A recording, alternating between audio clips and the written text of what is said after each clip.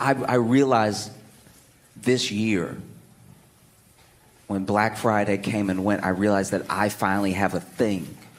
Like the things that my mom and her friends and anyone older than me had when I was growing up. I finally have a thing that I can look at a kid and say, you have it so easy.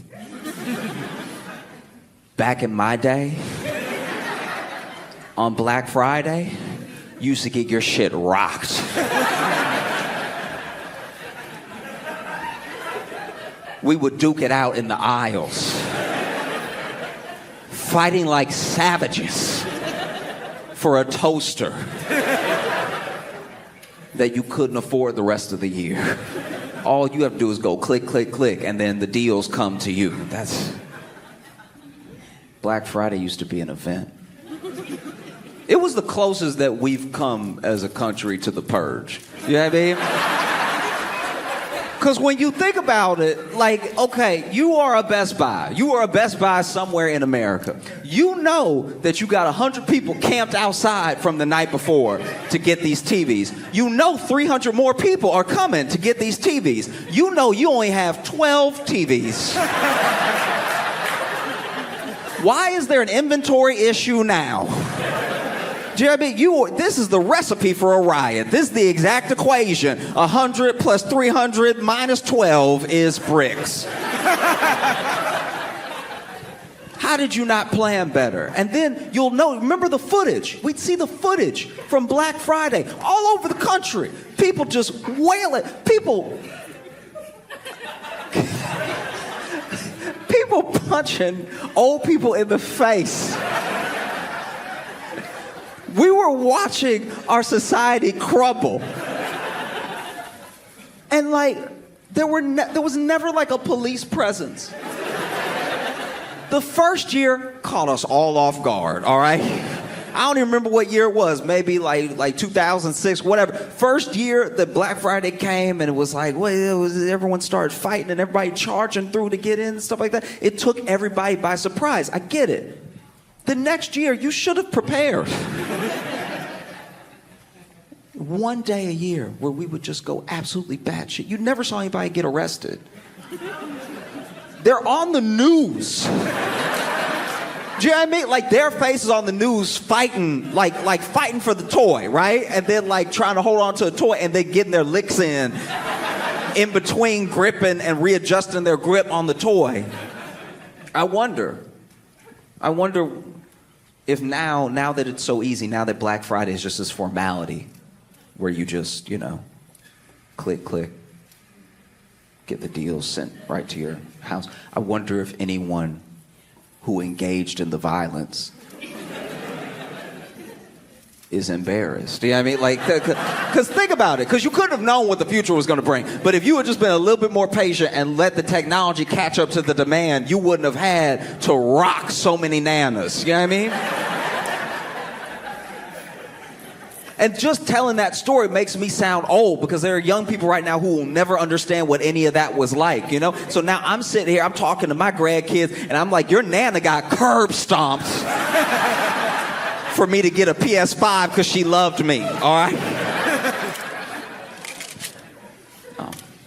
It's absolutely insane. Black Friday used to be such an event. There was one year when I still lived in Louisiana that day after Thanksgiving, me and some friends just went to the Walmart to watch.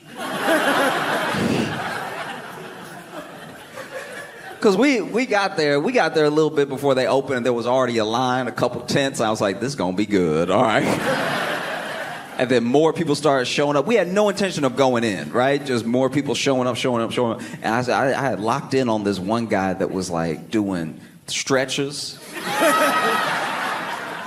But he was doing the most inefficient stretches I've ever seen in my life. Because he was trying to do the hamstring stuff, but he was just popping it. He wasn't like holding it. He was like, I was like, he gonna get hurt. That's the one's gonna go down first, right? And then sure enough, they opened the door and he got stands going. He's ready to get in there. And they open the doors, everybody rushes in. I don't know what he tripped on.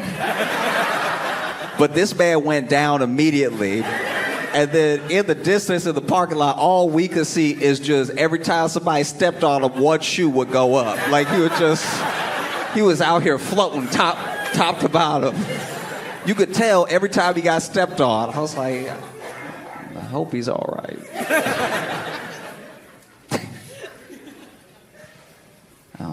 It's been a while since I've been here. It's been a little over a year since I've been in Arlington.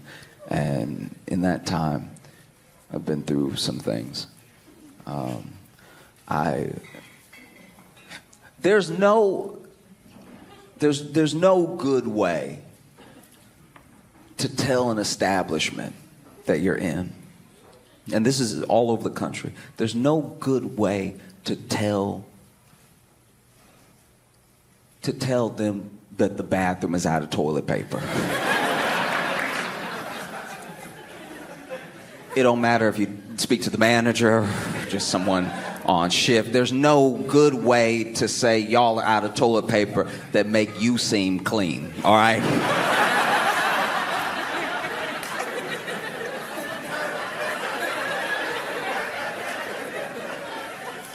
Because you just trying to help. But when you walk up and say, y'all out of toilet paper, when you make a definitive statement like that, you're saying some things without saying them.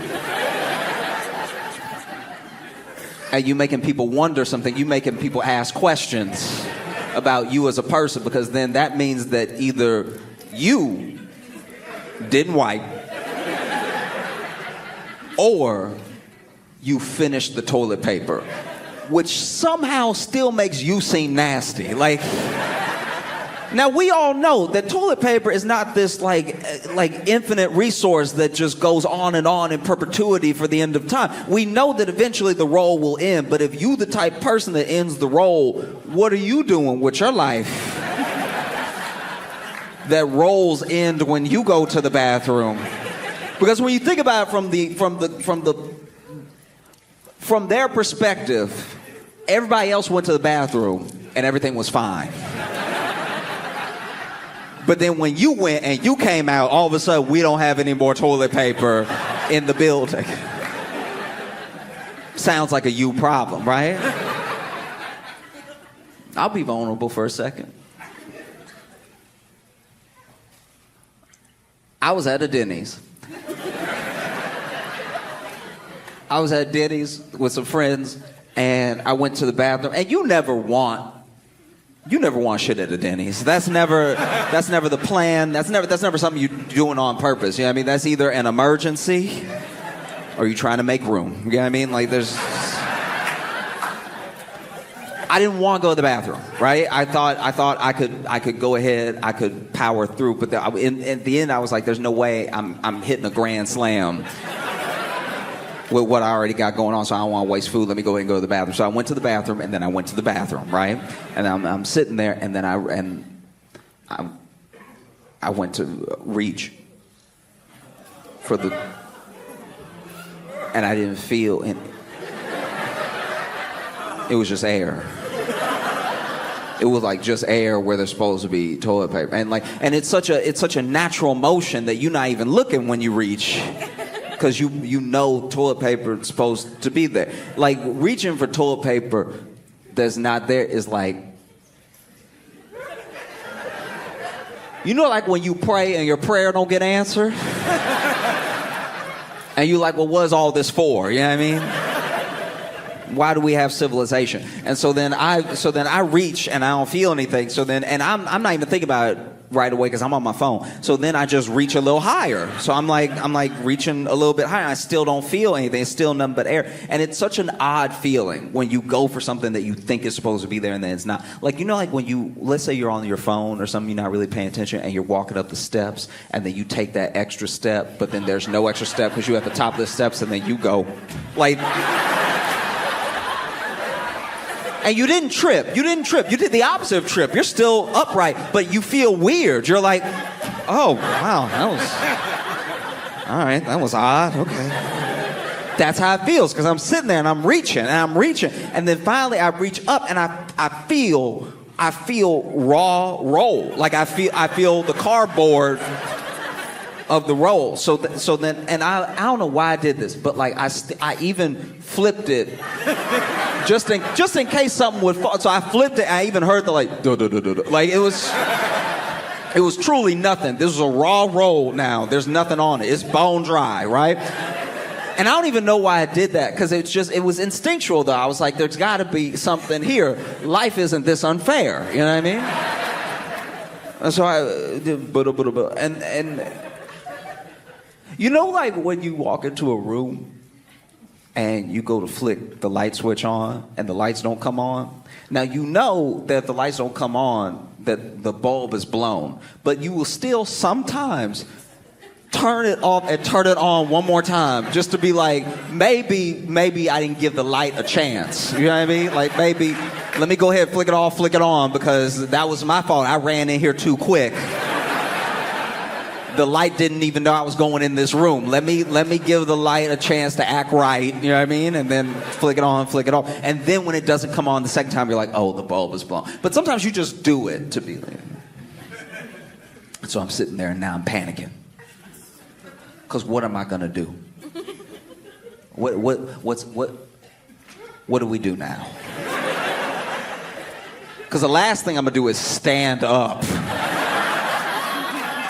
put my pants on, walk out there, and walk up to someone and say, y'all out of toilet paper. That would be insane. But I also can't live here.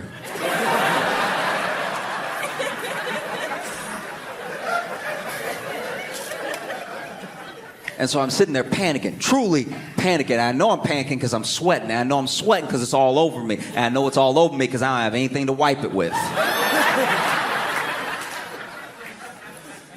I'm sitting there, what am I going to do and everything? And then I see the door opens, right? And this Denny's had one of those like 2-bathroom, like stall, 2 urinal, 2 sink setups, right? And so somebody walks in, and when they walk in, I'm looking under the stall door a little bit. I see black shoes, and I'm like, okay, that's some hope. And then I look through the crack, and they're washing their hands, and I see a red shirt. And I'm like, oh, okay, that's a uniform. That's an employee.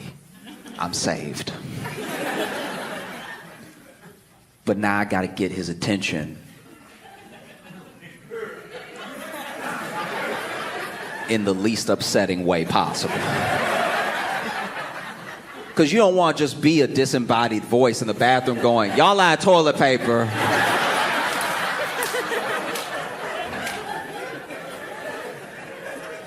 So then I'm in my mind at the time, in the moment, the only thing I could think to say was, help.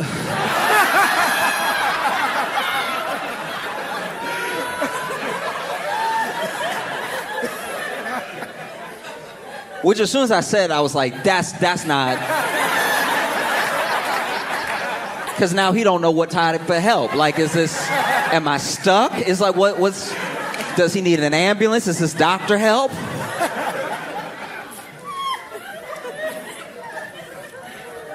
And so I said, help. And he said, what?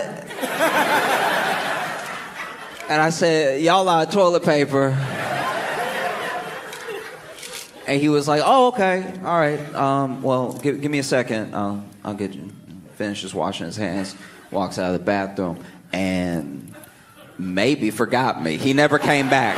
That man never came back, right? So now I'm sitting in here, and I'm devastated, right? Because every second that goes by, I'm like, he gonna be back here any minute. Yeah. So I'm not even worried for the first whatever minute. And I know you're thinking to yourself, Josh, why is this story so long? Why didn't you just text one of your friends at the table to tell someone, hey, y'all out of toilet paper? I forgot to mention earlier, my phone been dead, all right? My phone died when I was doing this. And so then I'm sitting there waiting. I don't even know how long. And then another person comes in, right? Once again, I see black shoes. Oh, look through the crack, red uniform. Oh,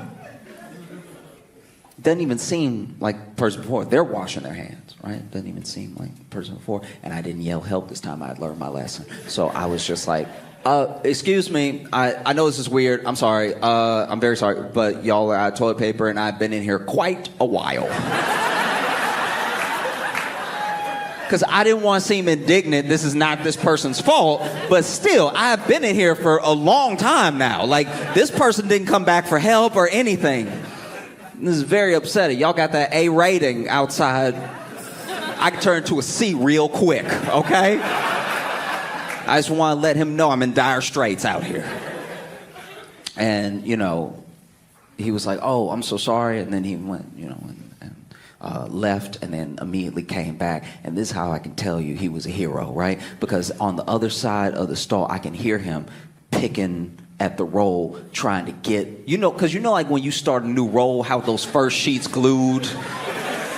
They like, it's insane. Why do you have to waste 9 sheets just to get the roll started? We've been to the moon, and we still have to rip up and throw away a bunch of sheets just to get the first sheet that's usable, right? But then he ripping it up for me. I was like, this man's a saint, you know what I mean? And then we didn't know how he was going to get it to me because he can't just like lob it to me like that. Because this is heavy. This is industrial sized toilet paper. He will knock me out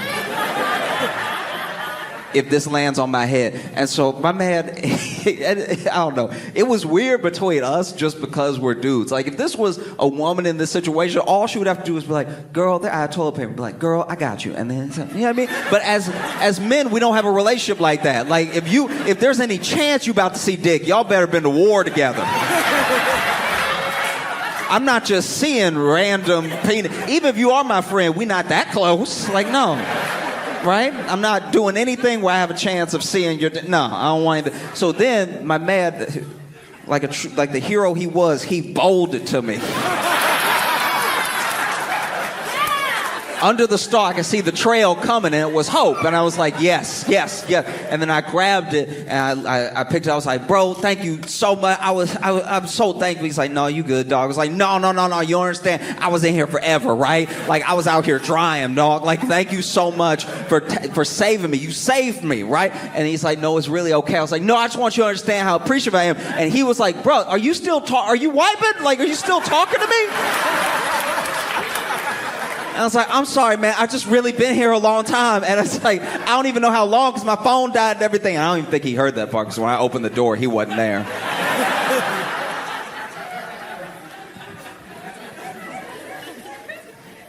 But yeah, I've been through a lot.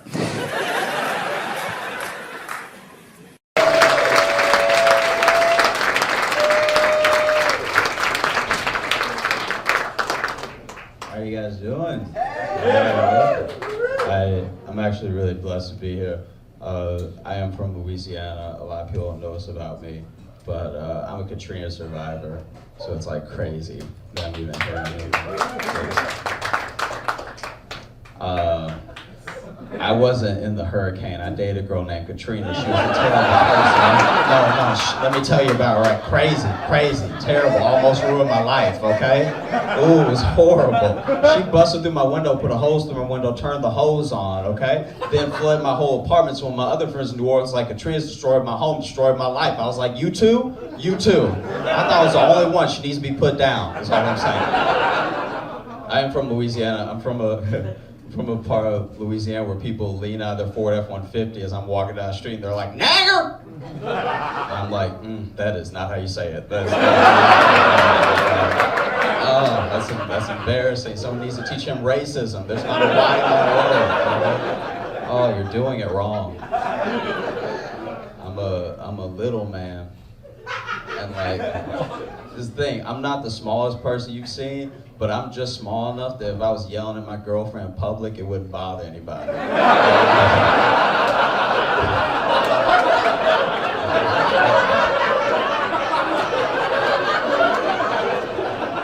Like usually when you see them, you're like, hey, calm down, is there a problem here, buddy? But for me, it's like, oh, he needs a nap.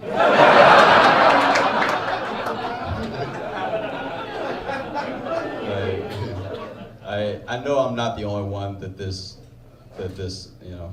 is for, but like I have an incredibly white voice, Everyone tells me how white my voice is. And I didn't know how white it was until like really recently I came to terms with it. And this is how I know. Guys, I phone interview very well. Guys, I crush phone interviews. I hurt feelings, okay? And my name is Josh Johnson, which is basically a resume template.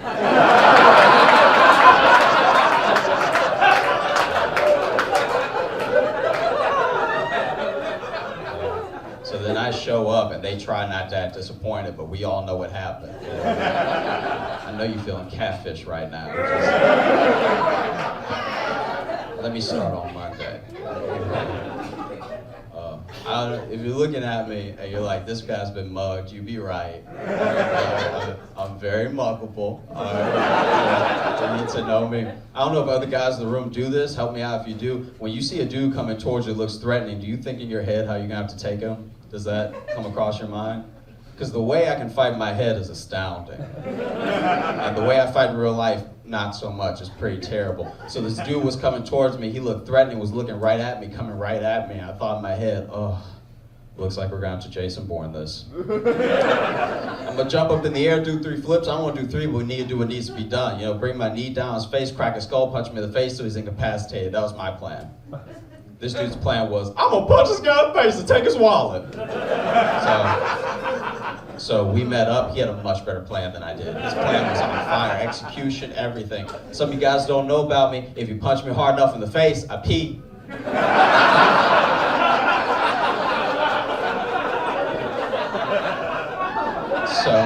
So we met up. He punched me in the face. I hit the ground, started peeing round Q. I don't disappoint, okay? Now he's trying to fit his huge muscular hand into my pocket to take my wallet, but his hand gets stuck because my pants fit. Go figure, I know. But now his hand is stuck in my pants, but he can see the pee stain getting bigger. And my pants are like, he's lifting me off the ground at this point. I weigh 125. Forget it! And he leaves.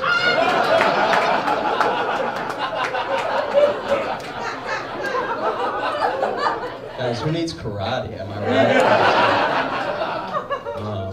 I did get the cops called to my apartment.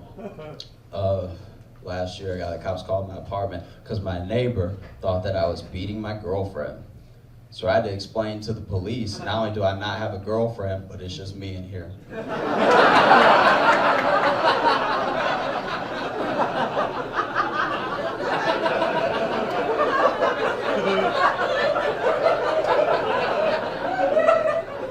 Sounding crazy enough to be 2 people. And in my defense, I was losing a fight to a ceiling fan.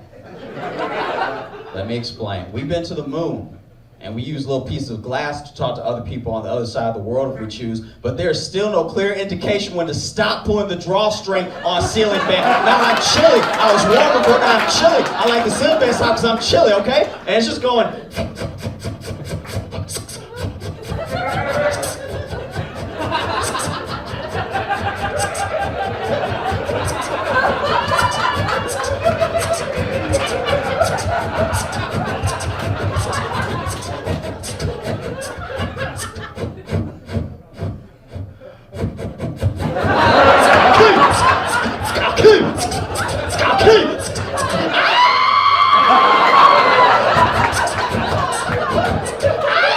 So the cops come, right?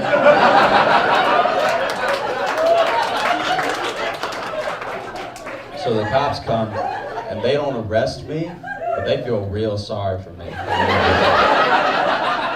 Because if you're yelling at an appliance, I'll kill you, you know why you're single, you know? Like,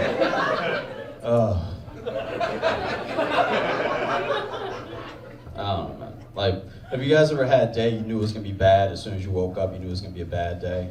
Like, as soon as a minute. This happened to me a while ago. I got up, got dressed for work. I got my foot and my head outside, okay? Just my foot and my head, and a bird shit on my head. This thing. Never been shown by a bird before, didn't know I handled it, didn't know what to do next. The bird shit hit my head, slid down my forehead, the shit that went in between my fingers hit my shoes, so he got me good. Right, bird got me good. If this were a drive-by, I'd be dead. That's a headshot, a hand wound, foot shot, not going anywhere. And instead of using any sort of common sense at all, I just look up and the bird's not done. Okay? So now, stick with me. When a bird poop is coming right towards your eye, it looks exactly like you should have majored in something better in college so you have a better job so you can afford the rent at places that cover the trees and vines, okay? Because now, if I had a quarter for every time I changed my major to something that was still stupid, I'd have the $2.25 it takes to take the bus with bird shit on you, which is what it did. Because bird shit in my eye and I had to go. I was late when I left, I can't turn around. And we were sitting on the bus with bird shit on you, everybody knows. No one on that bus was like, I may have a sports fight with his friends. Things a whole lot. Everyone knew it was bird shit. A homeless dude moved a seat away from me. That's the sort of pariah I become in a split second. And then this girl sitting across from me, thick neck bitch, all right? Sitting across from me, giving me the black woman with blonde hair, Wendy's, judging me like I'm not on my way to work. That's where I'm headed, man. You don't know me. You don't know my life, okay?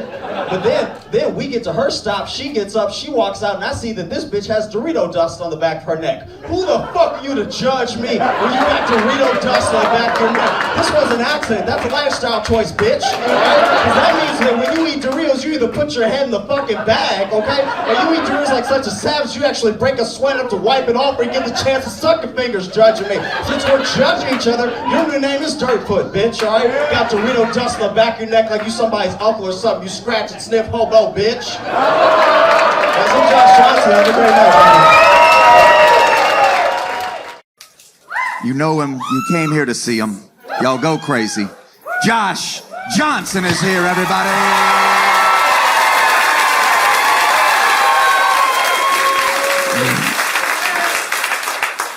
My friends had a baby, right? And a lot of my friends are having babies either this year or some of them already had them last year. Basically, since the pandemic, I guess my friends have had a lot of time together.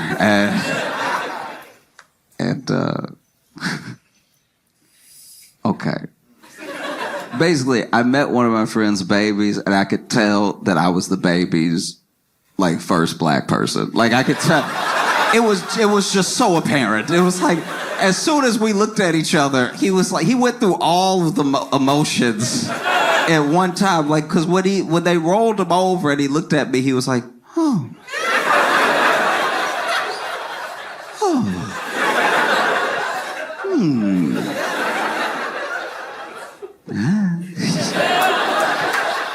You know?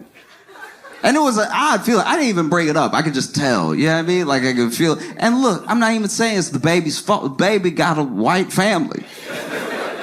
Hadn't got around to exploring the world yet, you know? I was the baby's first black person, and it made me think about, I don't know if I fully remember the real first time, but I kind of remember what I at least think was me meeting my first white person.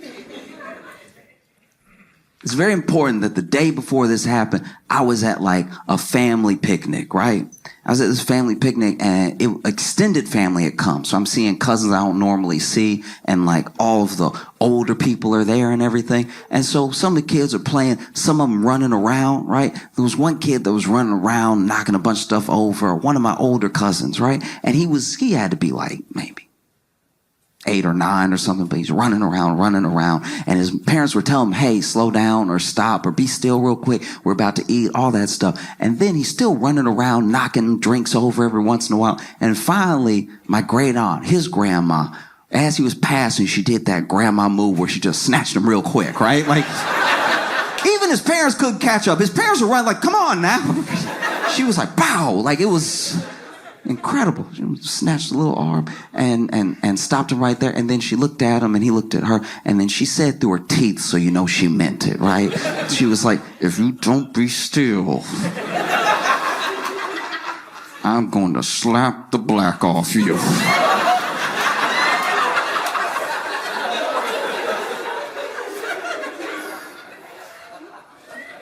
So the next day,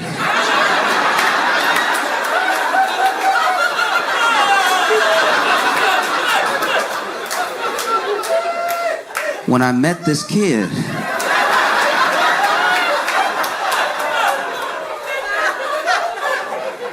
all I could think was, it can happen.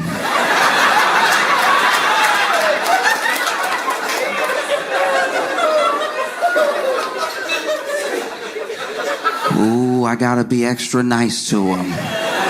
Something clearly going on at home. I was watching documentary about like serial killers and like sociopaths and stuff, and how basically they do these profiles where they try to identify whatever these like specific things are with their personality that make them the way they are, right? A lot of the traits and a lot of the signs. And one of the things they were saying in the documentary is that one of the best things you can do for anyone that's suffering from these sort of things is to find it as early as possible. That way you can help them before they do harm, you know? But then they also said that it's difficult to identify some of these traits when people are kids, because a lot of the list of what like psychopaths and sociopaths do as kids is a list of things that kids already do. Not the full list, but like a considerable amount of it, you know? And one of the things in the list is long-term bedwetting, right? Like bedwetting at like 13, 14, whatever, right? And it triggered a memory for me.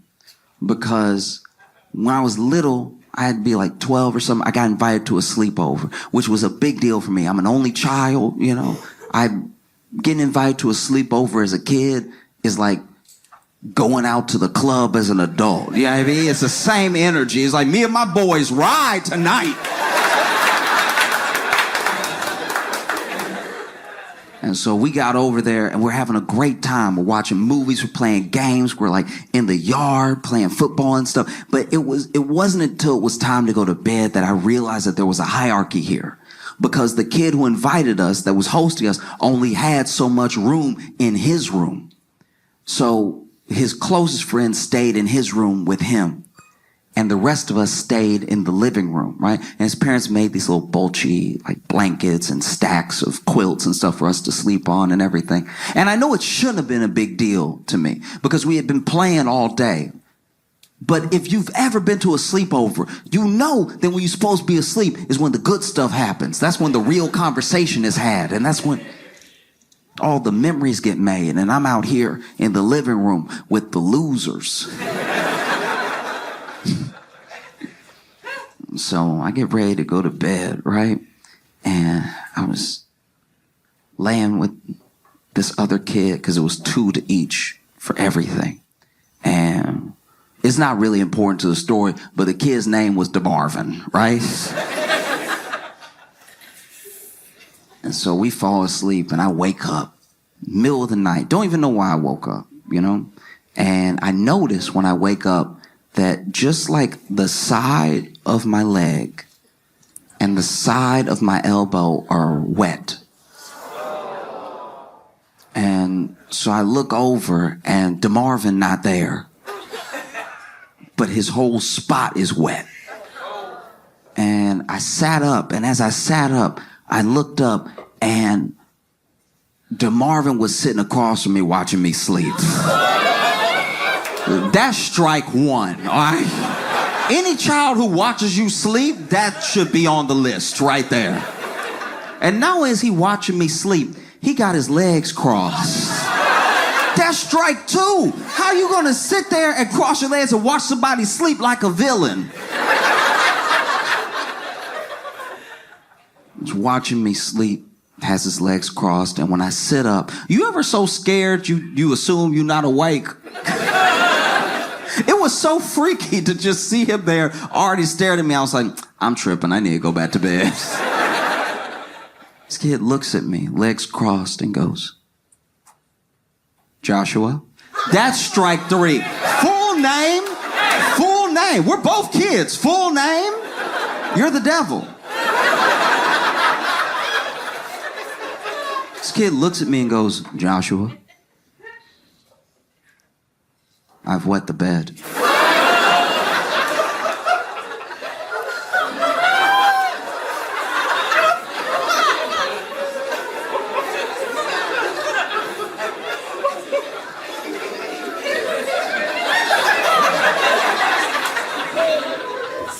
but I'm gonna tell everyone it was you. I'm not gonna lie, I was like, what? How does that even make sense? Like, I'm the side of my leg is wet. Your whole spot was wet. People saw you sleep here. What are you talking about? You gonna tell everybody that I wet the bed? And then he goes from this like crazy intense stare to his face softening, and he's like, do you ever change your clothes? And as soon as he says it, I get it. As soon as that kid says that, I fully understand. Because that's gotta be terrifying. You know, you're at a sleepover, maybe you don't get invited to many, and you wet the bed? You're around a bunch of 12-year-old boys and you wet the bed. You'll never live it down. Wetting the bed at a sleepover at 12 is like wetting the bed when you go out clubbing with your boys. It's like, you killing the whole vibe right now. I knew we shouldn't have invited Jerry. He wetting the bed. Can't handle his liquor at all. So as soon as he said it, I got it. I really did. I understood. I was like, dang. That's tough, right? I don't know what I would do. I wet the bed. I'm trying to make friends with other kids. I'm a living room kid as well, so I'm already a loser. And then I wet the bed. I wouldn't live it down. And so I looked at him. I was like, man, I'm sorry. I'm so sorry. I only have the clothes that I have. I don't have any extra clothes. And then he goes, oh, okay. And I don't know where he got it from, but as soon as he said okay, he grabbed a cup of water, he threw it on me, right?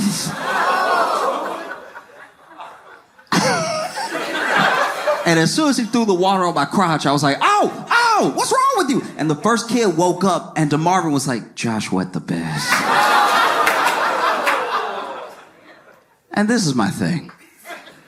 It would have been so much simpler to wake up in the middle of the night, realize that you wet the bed, go to the kitchen, which I'm assuming he went to, grab a mug, which I'm assuming he did, fill it with water, which he must have had, and then just poured it on me while I was sleeping. That would have been so much easier. I wouldn't have known. I would have woken up and been like, damn, y'all, I'm sorry. I thought I was done with this. I'm killing the vibe right now. It's so much more insane to wake up, realize you wet the bed, sit across from me, wait for me to wake up, staring at me the whole time, crossing your legs, saying my full name, telling me your plan, and then throwing water on me. I don't know where DeMarvin is now. I'm assuming that he's alive and well. But I do know for a fact that someone, somewhere, is dead.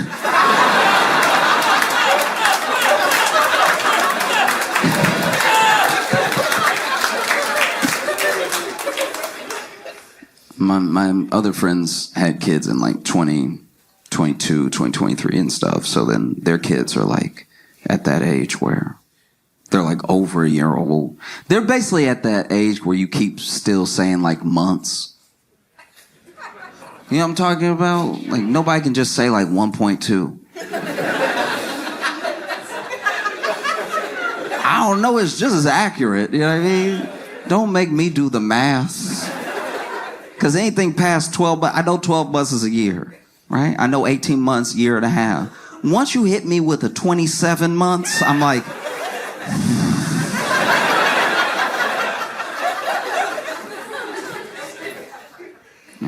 And so their baby is 16 months. 1.6. And they have a beautiful little boy, right? But it's funny, I didn't even think about this until I was hanging out at their house, you know. When it comes to our nature as people, right? We have the id, we have the ego, we have the superego, right? The id is like your lowest form. It's the impulsive part of your brain that is repulsed by pain. It's excited by pleasure, seeks it at all costs, right? The superego is your judgment. It's sort of your higher self in a way. It's how you weigh and balance some of your actions. A lot of religions attribute it to like the God in us trying to tell us what's right and wrong morally. And the ego is what mediates between the id and the superego. So then you'll have an id moment. Superego will judge it. Ego will process it, right? Id is like, I would very much like to sleep with this person. Superego is like, don't do that. That's your friend's wife.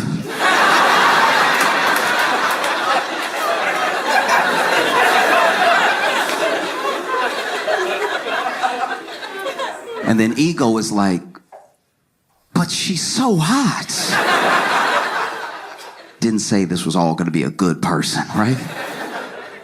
But it's interesting being around babies, because babies are all like cave person. They're all id. They're not weighing anything yet. It's just, I would like to do that. I'd like to not do that. They're not thinking about the bigger picture, right? There was one point where my friend sat her baby down in his little seat, right? And she laid her coffee on the counter, right? And then she had to go grab something else. And as soon as she laid the coffee down on the counter, the baby looked at the coffee. And you could tell, and I don't know why I do this, but I always give babies in my head, I always give them deep voices when they're thinking, right? Because I saw the baby look at the cup and was like, the coffee is in the cup. But what if it wasn't?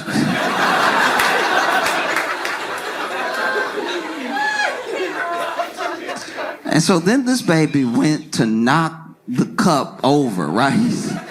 Knock the cup over and just go ahead and watch the whole spill. And I don't know how, but babies are fast and slow at the same time, right? Because so she sat the baby down, walked away. The baby looked at the cup and looked at me. I looked at the cup and looked at the baby. And I swear, as soon as I started moving to stop the baby was like, oh! As soon as we locked eyes, it became an emergency. I gotta get this cup over. I have full legs. I was running at this baby. I was running at the baby to stop him from knocking off the coffee so hard that I was scared I wouldn't stop. I was scared I was gonna take out the coffee and the baby, right? But I'm trying to make my way across the room and the baby just, oh! And right as he slapped the cup of coffee over, I got to him and I pulled him up and away from the coffee, and he was just looking at me. Like, looking me in my eyes, you know? And he didn't say anything, but you could tell he was thinking, I win.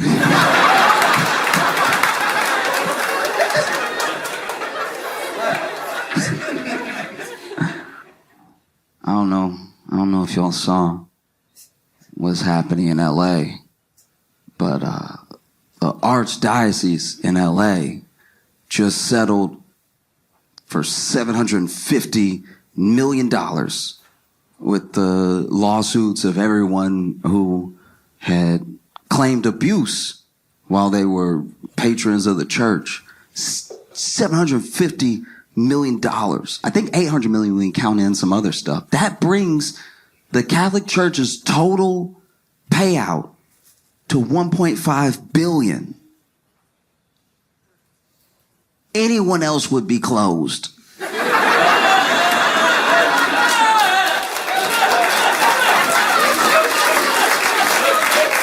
That's so much money. $1.5 billion that you had. You had $1 billion to pay out with. That's crazy, you know? There's no other company I could really think of that could do that much harm and be able to afford the payout. You know? You'd have to be like a gun manufacturer or something.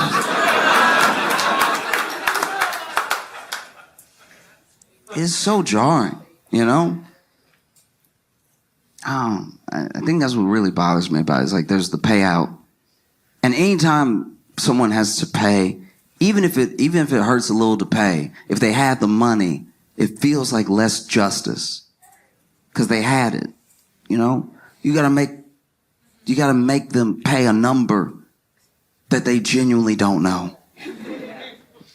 I don't know if we can do. Good, that's exactly how much I want. You know, $1.5 billion worth of damage that you also admit you did. You know, this isn't like hush money. This is a settlement where everybody knows what happened and everybody knows how you handled it. You know, that's so jarring. And it makes you, how can that not affect your faith? You know what I mean? You went to this place. This is supposed to be the safest place in the world. This is supposed to be the place where you like lay down every burden, not pick up extra. Do you know what I mean? I don't even know where you go from here.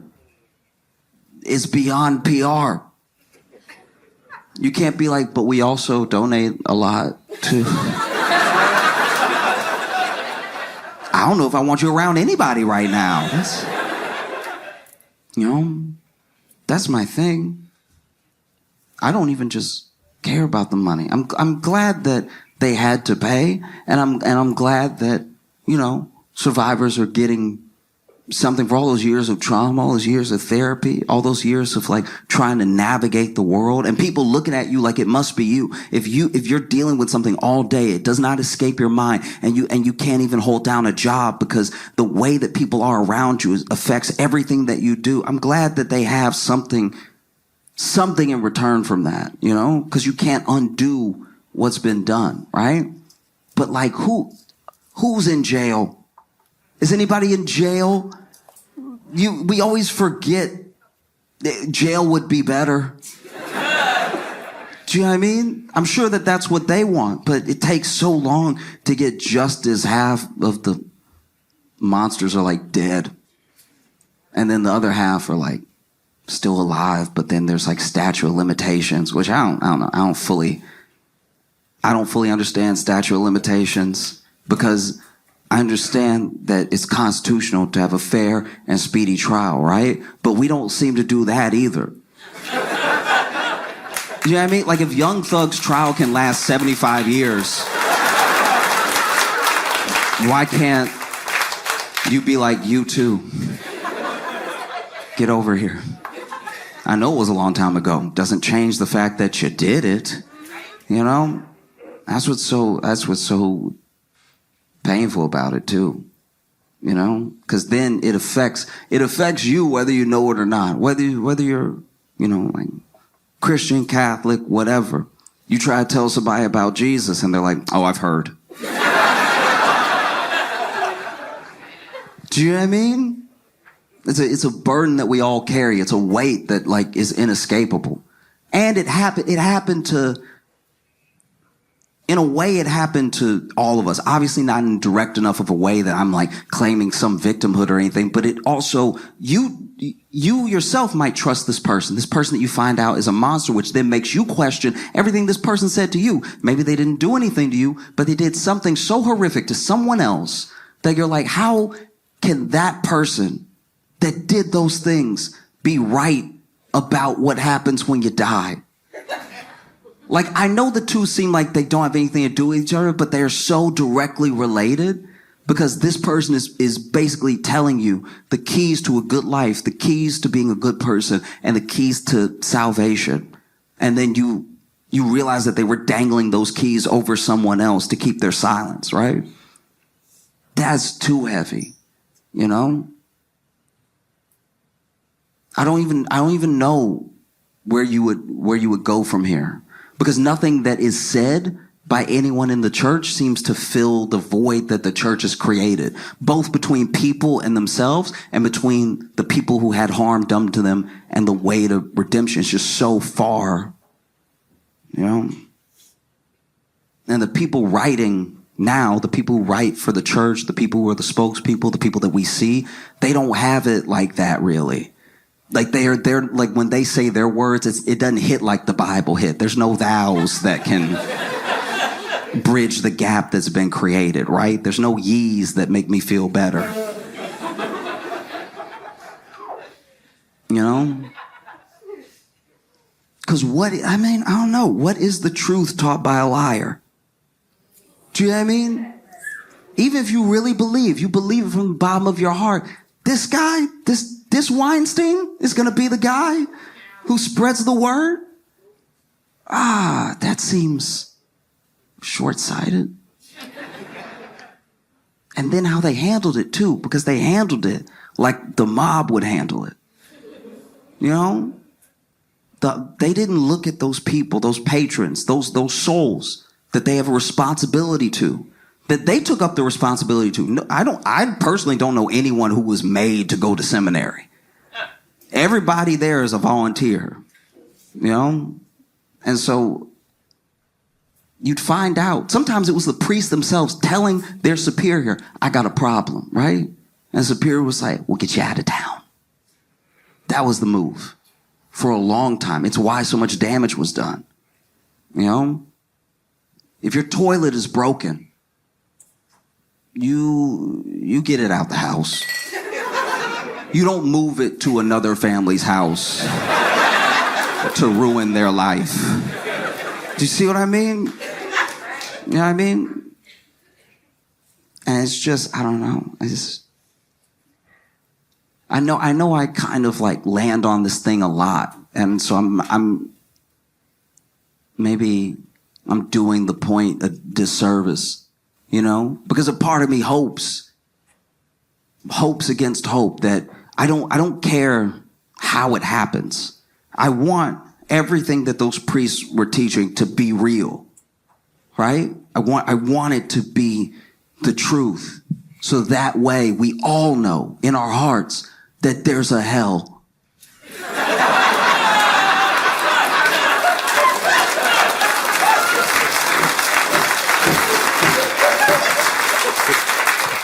And I know that's like way more fire and brimstone. That's not like the uplifting message or anything, but I don't know. I just feel like it would be nice. It'd be nice to, you know, finally get justice. 20 years too late, the person's passed away, and then you're like, nah, God got him. You know?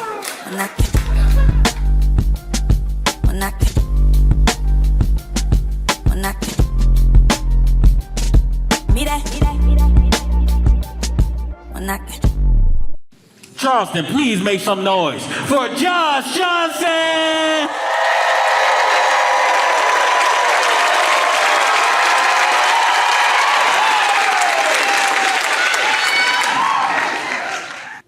I was talking to one of my friends, and he said that he knew, the first time he knew his like neighborhood was broke was when the bank closed.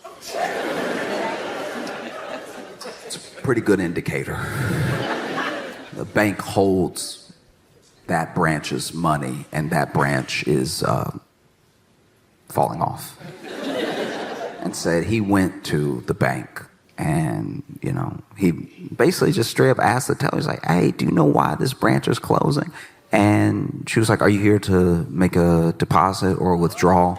And he was like, withdrawal. And she was like, yeah, that's why. That's it in a nutshell. That's exactly what's happening. You do enough of that, and then there is no bank. We're just kind of a building with a little bit of parking. I don't know. I look back at the ups and downs I've had in my life. I've been like broke off and on my entire life, you know? And there's a weird solace sometimes in being broke at the right time. Everyone thinks that the security is in having means and having money, but sometimes not being a part of the circus is its own solace in a weird way. You know that it's bad when you're really shopping at the dollar store.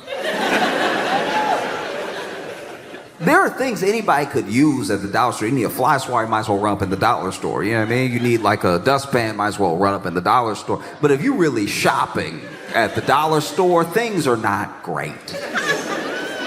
You know, I would go in the dollar store for stuff you shouldn't even be buying from the dollar store. They sell it, but even the cashier look at you like, you sure? I'm talking about when you have to get your meat at the dollar store. I knew I was in a bad situation when I went to a dollar store and was looking at that meat in the fridge, and I was like, Because the meat at the dollar store, they don't go into specifics. You go to Kroger, Walmart, you go to Target, you go to any of these places, and you'll see the brand of the meat, and then you'll see, you know, all of the little no preservatives ever, completely organic, you know, all the stuff. When you go to the dollar store and you buy your meat, it just says the price and it says meat.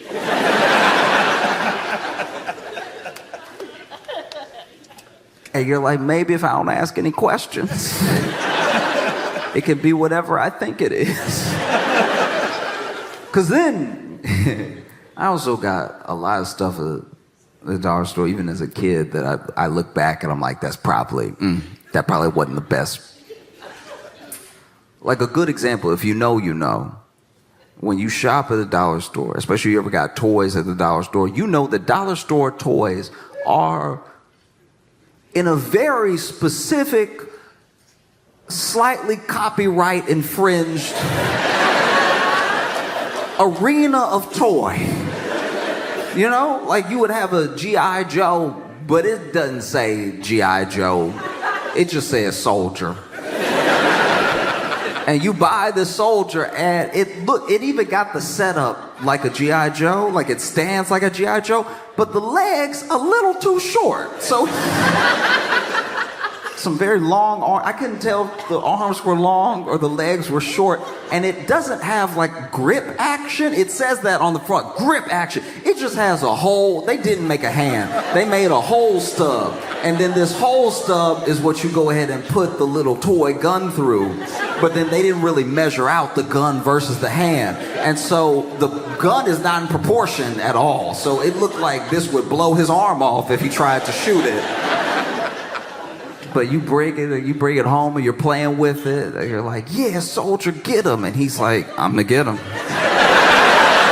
Oh, I'm gonna get him. They getting it right now. Trust me. Nah, they getting it. Look. Point me over here. No, it was terrible. It was very bad. It was horrible. You know, you would have those dollar store crayons. That's another one. It's a very specific type of drawing as a kid, because those dollar store crayons, they melt in your hand. So you got to be quick with it. You got some imagination. It needs to come out now. You got to put those crayons in the fridge. I remember being around some of these crayon kids being like, your crayon's stale as hell. Man, y'all don't even freshen up your crayons. That's crazy. That's why your pictures stink. You know what I mean? My pictures smell like leftovers.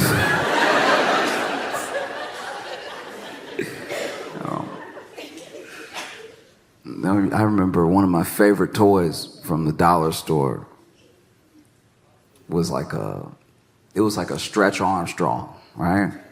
But it was Stretch Armstrong. It would only stretch for like 3 days. You only got 3 good days. After that, it would get hard. And if you tried to stretch it after it got hard, it would cut your finger open. I don't know what it was made of, but it was the most malleable, unmalleable thing. It was Play-Doh and adamantium together. No, it was crazy. And that's the thing too, is when you're growing up in this situation, For anyone who knows what I'm talking about from experience, then you also know that it's very hard to know that you're broke, especially if you're a kid. It's hard to know if you are surrounded by love. My family loved me so much, so much. They still do. I make it sound like that. Make it sound like there was a falling out. They still love me. But no, I was surrounded by love. I had my grandparents, and my mom, and my dad's love. I had my aunt and my uncle's love. I had my cousin's love. I had so much love around me. And when you're surrounded by that much love, you don't know that you don't have money when you have that much love until you meet somebody who has both.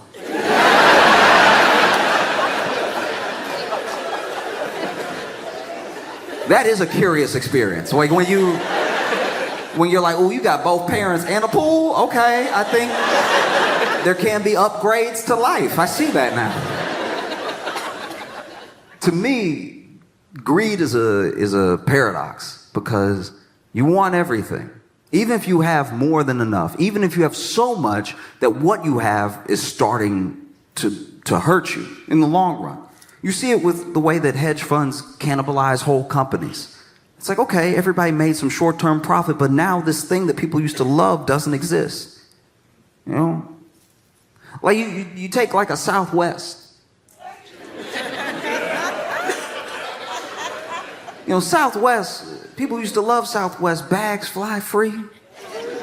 Affordable tickets. You just sit wherever. You don't have to wait for the person. Southwest used to be so fire because then you don't have to wait for the person to get to their seat and you don't have to get up for anybody. Do you know what it's like to just be in your seat on the plane? And everyone's almost here. There's a couple of stragglers. There's almost nobody coming down that aisle anymore. You even settle in. You're like, oh, I may not have a seat next to me. This may be the promised land. You get so comfortable, you're like, man, I might put my other leg over here. Southwest had a brilliant idea. And the bags were flying for free, which makes sense. The bags don't know where they're going. Why should I have to pay for this bag to have an experience too? You know? And then greed, and then private equity, and then hedge funds, and then, you know, shareholder meetings, and then dividends. All the things start to creep in, and it's like, maybe we'll stop doing everything that is why everyone likes us. Maybe we'll just be like the other airlines. They make money, but then you actually look at the people who fly Southwest, and they were like, oh, y'all aren't nice enough to be like them, though. Like, your seat doesn't even go back like that. Why would I pay for everything here that I pay for over there? That's crazy. And so then you see people plummet, because they're making decisions based on money, but not money that they need, just more money that they might be able to get. You know? And there's only there's only so much that a business can grow. I understand a startup's passion, and that passion makes sense because the company just started. But after a while, it's like, do you really need to own everything? If the answer is yes, it's like, and they don't say it to us. They say it to each other. You ever get a hold of a recording of a closed-door meeting and the way they talk about their own customers? You know? That's why greed is like a paradox to me. You're so greedy that then you end up cannibalizing your own company, your own efforts, yourself. You end up hurting yourself. American greed is another paradox because as much as we know that the millionaires and billionaires maybe got their money in a way that's a little nasty, we also kind of want to be them a little bit. Everybody wants their piece, but we know how bad it is. You know, there are people who I know who want to be billionaires. They aspire to be billionaires. But if you ask them to name like a good billionaire, it's a hard quiz. But they want to be the billionaire because they're like, no, I will be different.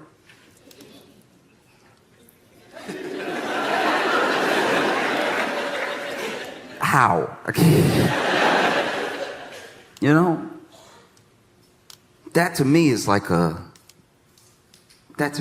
drug dealer saying, no, I'm gonna be different. Oh, how so? Oh, I'll only sell drugs to bad people.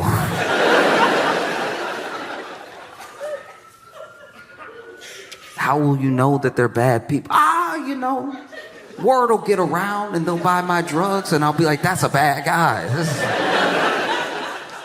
No, it's not gonna be different just because it's you. That's the trick as well. No, it's different when I do it.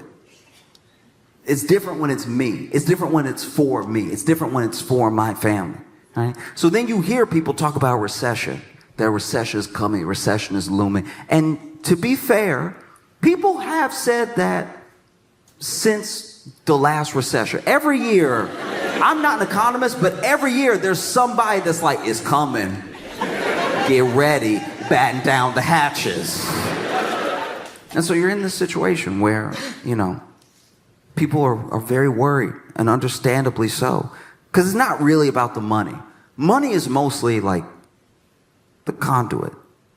Money's mostly the placeholder. There are people who find money to be a game, and for them, the number is the important thing. How much actual money they can stack and hoard is the real thing. I want to show how rich I am is the real thing. But for almost everybody else, it's about their survival. It's about taking care of yourself. It's about taking care of the people that you love. So when they hear that there's going to be a recession, they're not really thinking like, oh, the number will go down.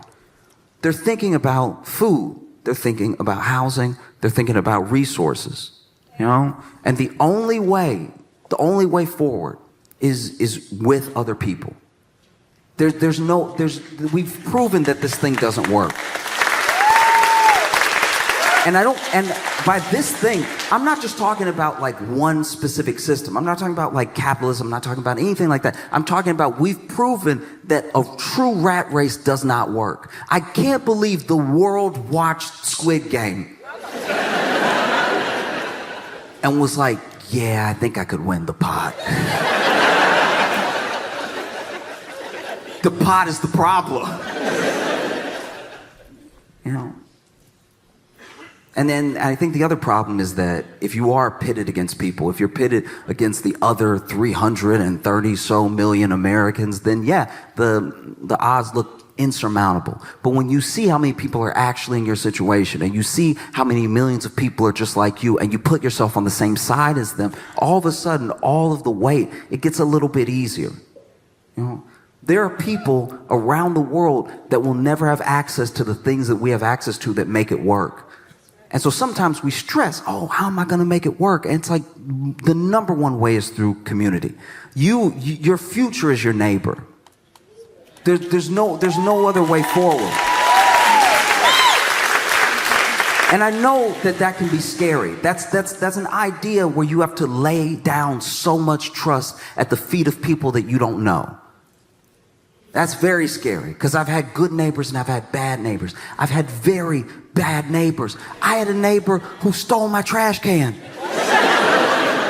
It's the trash can. You could just put your trash in there too. Stole my trash can and lived next to me like I'm not gonna notice my trash can. And he was big too, and I'm pretty sure he sold drugs, so I wasn't gonna take my trash can back, but I was like, I will put my trash in my trash can over here though. Just because you stole the trash can doesn't mean I'm gonna get another trash can. It's a trash can, and trash goes in. You could have put your trash over here, but then you wanted to put it in front of your yard. Okay, fine, whatever. I'm sure you have a gun, so I won't make a big deal of it. But I've had bad neighbors, and I've also had incredibly kind, incredibly sweet neighbors. I had neighbors that made any transition period I've been having in my life easier. I remember when I moved to Chicago and I was living in my first apartment. I had a neighbor that knocked on my door. I had been living there for like 2 days, and I didn't have stuff. I'm like this broke kid who just moved to Chicago with like 2 suitcases of like clothes and a couple of other things. And so knocks on my door and it's like, hey, this older guy. And he's like, hey, I saw that you moved in. If you need anything or you have any questions about the building, just hit me up. I live right there. And I'm thinking he's like the building manager or something. So I'm like, oh yeah, what's your name? And we get to talking a little bit. And as we're talking, I realize he doesn't work for the building at all. This dude is literally just checking on me for the sake of checking on me. And he's like, if you need anything, because I saw, you know, you were having a little trouble, I couldn't have caught up to you, but I was going to help you up and everything. And I was like, oh, thank you, man. And we didn't see each other often. And I remember the day that I moved out because I ran into him again. I ran into him and his wife. And he was like, man, I'm sorry to see you go. Because I can tell, just we never really got to chop it up or anything, but I could tell that I like the way you move. And you know, you didn't cause any trouble. You were just cool. And you know, I wish I would have knocked on your door a couple more times, right? I never forgot about that guy, because even knowing that there was someone there if I was having a problem, it just made living there on my own a little bit easier. Just in the back of my head. Once again, we didn't even have that many interactions. I only knocked on his door a couple times. And the couple of times I knocked on his door, he needed help too. There was one time where we had in our building a chute for the laundry that nobody used. Nobody ever used it because it's not like it was one person. Do you know what I mean? Like, the chute for, this isn't Eloise. Like, it's weird that there was a chute for the laundry because it just went to the floor down there, and you'd have to go down there to wash your own clothes anyway. So I guess if you wanted to save yourself the weight of the trip, you could push all the clothes down and let them get nice and nasty, and then slip through the chute and then hit the ground, and now it's got different stuff on it than the reason that you're washing it. So nobody used it. And nobody used it because it was nasty. And so then one day, the actual building manager poured a whole bunch of like bug poison down it to try to like kill some of the bugs that had been living in there. And the bugs were like, you know what? I think we'll go everywhere else. And so then one day I came home and my apartment was just overrun with bugs, and it didn't make sense because I didn't even have stuff. I had a fork, a bowl, like it was kind of like a saucer. It wasn't a plate. It was a plate that you would put a teacup on. I didn't even have dishes to be nasty enough to have all these bugs. So I'm freaking out. I'm killing a bunch of bugs, and then I run over and I knock on his door, and when I open his door, he looks like me. He's like, you too? And both of us just knowing that we're both dealing with bugs was enough to make the whole thing easier. He helped me kill some of my bugs. I helped him kill some of his bugs. And we were both very upset with the building manager. I had another neighbor when I was living this like short little bit in this, I don't even know how to describe it. It was like, it was a house, but it was like, you know how there's it wasn't a duplex. Okay. The house I was living in was like perfectly split in two, right? To make two unlivable houses. Okay? So I wasn't staying there for long, but it was just two completely unlivable houses, right? And I had a neighbor that lived next to me where I moved in, and once again, this older lady, so sweet as could be, knocks on my door, and it's like, hey, I saw that you just moved in. She had baked something, like old school, like out of the movies. She had baked something. She was like, I made you a little something, some muffins. I know moving is hard. I know sometimes you don't have anything to eat right after you move. So this is for you, right? And I was like, oh, I didn't even know what to do. I was like, oh, thank you. Thank you so much. And she was like, yeah, you know, I like to help people get their bearings. And just so you know, I just want to be the one to tell you so you don't have to find out on your own. There's a crackhead in the wall.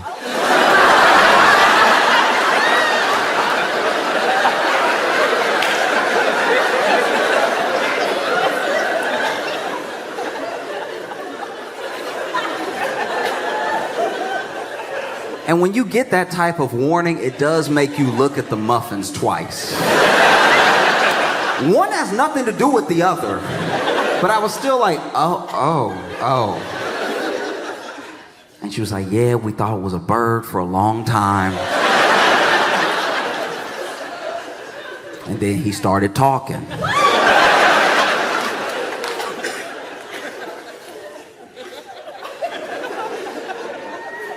And so if you hear anything in the middle of the night, just pound on the wall a couple times and he'll stop. I was like, okay. All right. Okay. And I closed the door and I sat in silence for the rest of the night, waiting to hear a noise that would never come. It wasn't until like months later I heard some scratching in the wall, and I was like, how does somebody just live with it?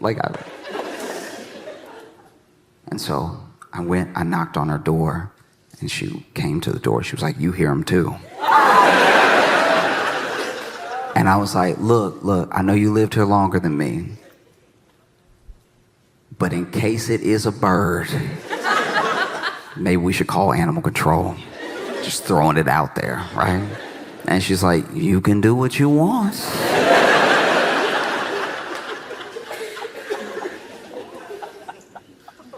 I called animal control, and then they could hear the scratching too.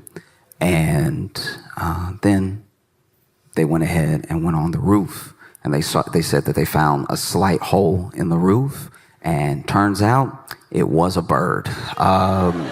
It had been a bird the entire time, and I'm pretty sure it was a bird when she heard it, but maybe she just had the TV on. Maybe she was like, he's talking. Animal control leaves with the bird.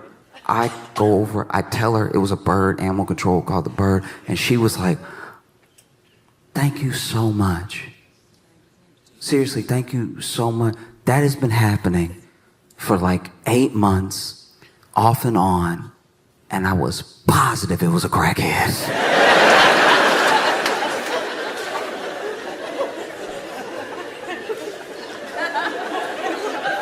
And I guess that's what a good neighbor does. I guess a good neighbor lets you know nobody's in your wall.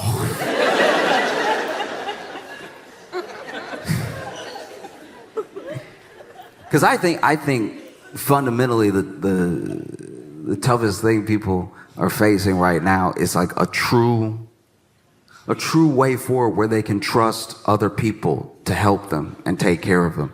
And I can't tell you to just blindly put your faith in people that you don't know, even if they live next to you. But what I can tell you is that most people return energy. Most people give like for like. So if there's a community that you want around you, all you have to do is be its founder. If you are the one knocking on your neighbor's door, letting them know you're here, if they need anything, they'll probably do the same for you. And it's so simple to build community. It's so much more likely that you're gonna build community than you're gonna become a billionaire. Do you know what I mean? Like,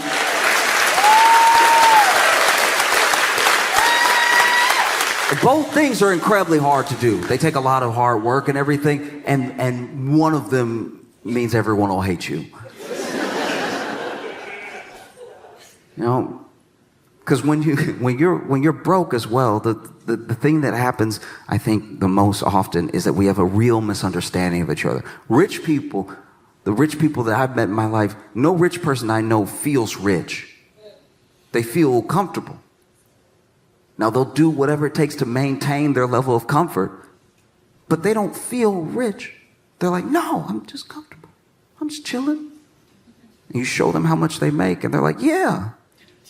I gotta maintain, I got kids, and then you show them how much the rest of the world makes, and they're like, ooh. Okay, maybe we don't tell anybody how much I make. And the same thing, when you're broke, there's a genuine misunderstanding around the decisions that people make when they're poor, around the the way that people think, because there's not the possibility of thinking past tomorrow, because you're not even sure you're going to get there. Do you know what I mean? When you really don't have means, when you really don't have money, you come off wild sometimes because all your requests are strange, because you're just trying to piece things together just so you can make it to the next day. You know? Like a good example is I used to work at a grocery store, and one time in the break room, we're eating our lunch, and this one dude opened his lunch and then just said out loud to everybody, "Hey, I made a hamburger at home, but oof, does anybody have a top bun?"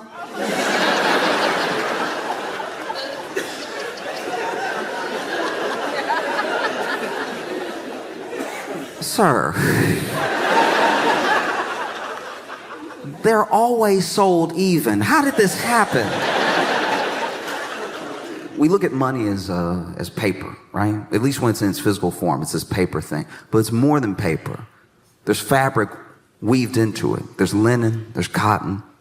It works the same way that society works. There's fabric that weaves all of us together. And there are people who have not been able to participate in the opportunities of making money or making their well-being out of these chances in the market the way that other people have. And so when you tell them that a recession is coming, they're like, "Oh, a what? Okay. I was already broke." Do you know what I mean? What is a recession to somebody who was on the street the whole time? I guess the best example I can give is one time I was at a party with my friends, and I fell in the pool. And falling in the pool at a party is one of the more embarrassing things you can do when it's not a pool party. If you fall in the pool at a party where people are just sort of standing around the pool and talking, you might as well have fallen off the roof. But I fell into the pool at the party, which is not just embarrassing, it's not just annoying because now all my clothes are wet and everything. It's terrifying because I can't swim.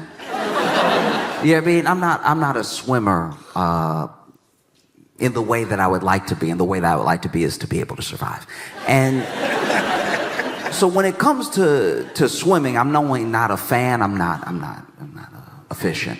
And so I get in the water, and when you don't swim, and I don't just mean can't swim, I'm saying when you don't swim, like for fun or anything, being surrounded by water out of nowhere is very concerning. I didn't realize I had stepped into the pool until I was in the pool. So now what I feel like has happened is that I turned around and water surrounded me. And so I start doing what I think swimming is innately. I start fighting the water, right? I'm punching and I'm kicking and I'm like, "Get off me, water," but I'm in the water. But I'm like, "Get back, I don't want you over here." And that's not how water works. And so I'm sifting through the water, and it's almost like swimming, except I'm staying in place underneath it. So that is drowning. That's what drowning is. When you're swimming perfectly, but you're not going up above and you can't get your head up, you're not actually swimming, you're drowning, and it's also exhausting. You're fighting and you're punching, you're kicking, and you're moving, and you're doing a pretty good job of drowning. If you could get your head above water, this would be swimming. And if you could get your chest up, if you could do that butterfly thing, now you're a swimmer. But I am over here, no more water. Get out of my face, right?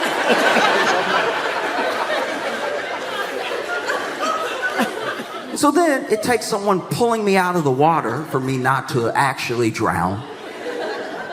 And not right after, not soon enough after, but pretty soon after, we leave the party. And not as soon as you would like if you almost drowned. You know what I mean? Like and it's tough too, because like the dude saved you as your ride. So now he's doing you two favors, you know? So then, man saves me, and my buddy pulls me out of the water, and now, we stay an extra 20 minutes because now he's got his Mac points for saving a life in front of everybody. You know? That's what most embarrassing. The only thing more embarrassing than like showing a whole party full of people you can't swim is to be sitting there wet while the person that saved you tries to mac on somebody. Just like, yeah, you know, I do what I can. I do what I try to help out the people, you know, and doing my best. Yeah. And it's like, also, my band didn't. Look, I'm not necessarily trying to give notes on being saved, but like, my man did jump in the pool and grab me and lift me up and swim me to the shore of the edge of the pool, right? This man just stuck his arm in and kept clawing at me until he got the back of my shirt. That's barely saving. Like, when I tell you that I'm over here, stop it, water, no, I don't want any more. And then he is over here, bow, bow. And he missed like 8 times. So he was punching me in the head while trying to save my life. And he finally hooks his hand behind my collar and pulls me up the way that a cat sort of lifts its kitten in its mouth. You know what I mean? Just sloppy. And then I'm also still fighting. I don't know what's pulling me up, so I don't know if that's more drowning. I don't know what the effects of drowning feel like. So now I'm not necessarily fighting his hand, but I am still fighting the water. And so if you were on the other side of the pool, it does look like I was drowning. He reached in, dunked me one more time just to be safe, and then pulled me up. Because I don't know that he's trying to help me. But when he finally pulls me up and I'm over here coughing up the water and everything, this man helps me get up out of the pool and then immediately sees the eyes on him and everything, sees the opportunity, and he's like, oh, yeah, you know. I do what I can. Also, I know he saved my life and everything, but also the fact that he didn't need to roll his sleeves up like that. Like that was even more just worth like, oh yeah, you know, I try. Now you sitting here wet, just like, can you wrap it up, get the number or don't? And so then me, him, and some other friends head to his car once he's ready to leave, and his car won't start. Waited for nothing. Now, luckily, we were staying at his house, and luckily he did live close enough to the party that we could walk. It was like maybe, I don't know, like a mile and some change. It wasn't crazy. And so we start walking. As we start walking, it starts drizzling. And then it's drizzling a little bit more, drizzling a little bit harder, and then it really starts raining. And when it starts raining, all my friends did a different thing when it was raining. Like, I had one friend that did the turtle. Just walking and just trying to... And I get it, because he has some deep collarbones. He would have had 2 lakes on either side of his neck if he had just let the water hit. That would have been 2 puddles he had to carry. So I understand him trying to... Then I had another friend who was over here doing this, which genuinely pissed me off. That's one of the craziest things I've seen. You have 2 hands, one hand covering some of your head, but not even efficiently. Where's the distance management here? You'd be better putting the hand on your head. Then I had another friend who just decided to lean forward, because I guess he just doesn't want a wet front. He's just cool with it all hitting the back. And as it's raining and raining, my friend was over here doing this, turns to me, because I'm just walking. I'm not doing any of this. I'm just walking normal. And they're like, oh, John, you must not mind the rain.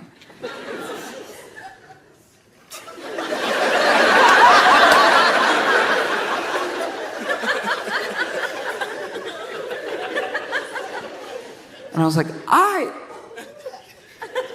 almost drowned 20 minutes ago.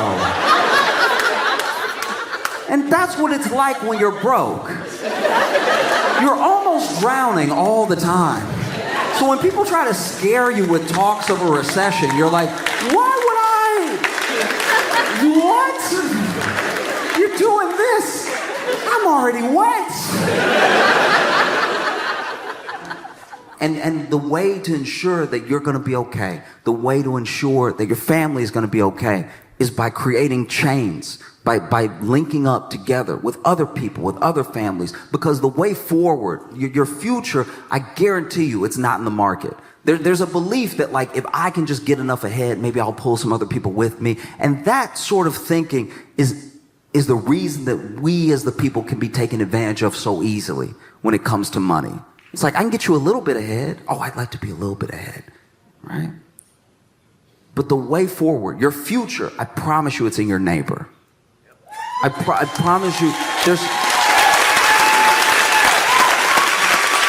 there's no one that's going to take care of you like the people that are actually next to you. And it's kind of daunting to me. It does freak me out a little bit that there are so many people, every election, every year, no matter who's president, that expect the person in office to make them rich. Don't you know this is America? Do you know what I mean? Like, that's just not how it works. It's not how it's ever worked. You may like the person in office, you may not, but I guarantee you they're not going to make you rich. That's not how anything works. And don't get me wrong, I've had dreams before. I had a hard time getting to know people, and I had a hard time communicating with people. I'm an only child, and my mom wanted me to have friends so I wouldn't be crazy. And so, as a single parent with one kid, my mom, the only thing she knew how to do was go ahead and take me over to her other single parents' friends' houses where they had one kid, and she was like, maybe y'all will just play and not be crazy together. And sure enough, there was a time in my life where my parents got back together, and so we were a 2-income household, so I started to get the good toys, right? The real good toys. I'm talking WCW, NWO, wrestling toys, Sting, Goldberg, Kevin Nash. And sure enough, you know, I remember I got those toys. Those are some of my favorite toys in the world because I didn't know ankles had come out yet. I would hold up my Kevin Nash and I'd be like, bow, bow, bow, bow, bow. Look what he does. Bow, bow, bow, bow, bow, bow, bow, bow. He had knees, he had ankles, he could do this. That's crazy. I was used to this only.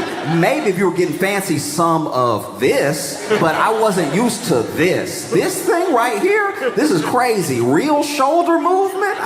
My mind was blown. It's like, look at what this thing can do. Bow, bow, bow, bow, bow, bow, right? And so then my mom took me over to her friend's house, and her friend had a kid, and I went ahead and brought over 2 of my toys. I brought my Kevin Nash and I brought my Sting because I'm trying to make a good impression. And so we're talking, they're talking, and finally we go to his room to play, and my mom leaves to go run some errands or something. And I quickly realized after my mom left that he was crazy. He was genuinely crazy because all of his toys, every single one of his toys, didn't have a face. None of his toys had faces. I don't know if he was chewing them or if he was burning them, but they were gone. And so he looked at my Sting toy and he was like, oh, we have the same one. And I was like, I don't see how that's possible.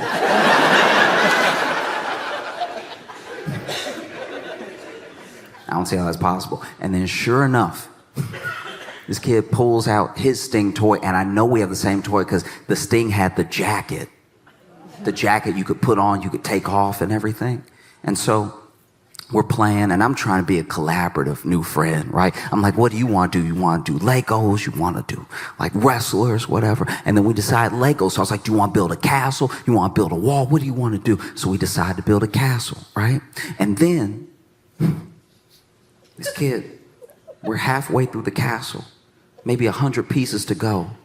And this kid grabs the castle, lifts it up, throws it against the wall. It explodes into like 190,000 pieces. And I'm like, what did you do that for? And he goes, don't talk to me. And I was like, oh man, yeah, chill, Satan, chill, okay? Back up, devil, okay? Because I had been prepared in case the situation happened, because I knew I wasn't a crazy only child, but I knew there were other crazy only children out there. So I already had my thing on me, right? I had that lance in my back pocket. I was like, don't you come near me. I will cut you open. This thing is 6 weeks old.